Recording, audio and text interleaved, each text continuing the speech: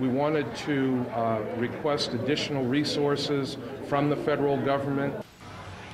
Buffalo's mayor is asking for help to keep the city safe. There's been a spike in violence this summer, particularly on the city's east side. And last week, leaders with the city met with members of the federal government to address this violence. News 4's Jen Shantz tells us how the mayor thinks the feds can help. Jen?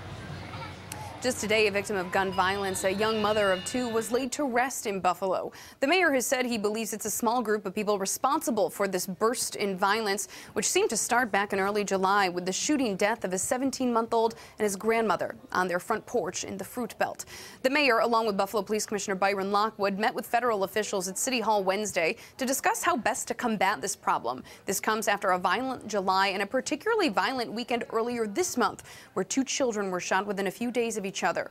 That young mother, 26-year-old Santana Anderson, was shot and killed on Hagen Street. Again, her funeral was today. Her family does not believe she was the intended target. The mayor would not tell us what specifically the city is asking the federal government for, but says he's optimistic following Wednesday's meeting.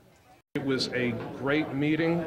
There were a lot of ideas for collaborations that could be strengthened, for some additional things that can be done, and we're looking forward to moving forward our law enforcement partnership to put pressure on the violent criminals who have operated in the community. Now, back in 2009, the FBI and U.S. Attorney's Office stepped in to calm gang violence on the city's west side.